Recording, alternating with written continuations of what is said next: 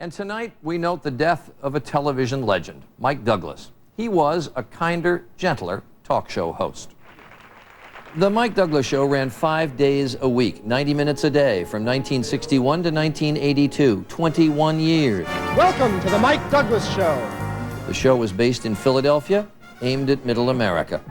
Douglas was a talent in his own right, a singer, a dancer, a comedian, who always let his guests have the spotlight. He could joke with Don Rickles, sing with Louis Armstrong, and talk with a young Harrison Ford.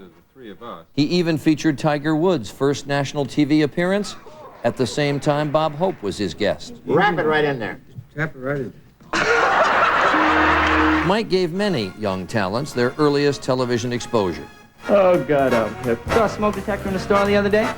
Had a snooze alarm on. In his memoir, Mike said he had a dream job and was the luckiest man in the world. He died today. It was his 81st birthday. And when we come back, our person of the week.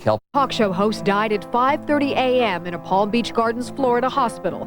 He'd become dehydrated on a golf course a few weeks ago and had been treated on and off since then. His wife says she isn't sure of the cause of death. I made a promise to myself that I would never walk on lines of the guests. I would try to make them look as good as I possibly can. The Mike Douglas Show was a television staple from 1961 to 1982 and featured some of the biggest performers of all time, including the Jackson 5, a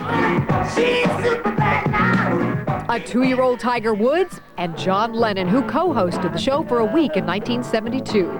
Douglas started his show business career as a vocalist in Kay Kaiser's band. In 1961, he was hired for a reported $400 a week to host an afternoon talk show in Cleveland. The show grew and he became a rich man. He told us in 1999 about turning down one substantial offer. At that time, it was $2 million a year, which was a fortune in those days. You know.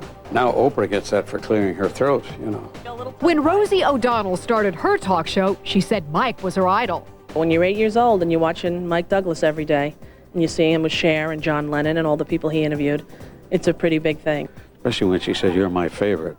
That means something. And to leave an impression on somebody who literally grew up with the show, that means an awful lot to me.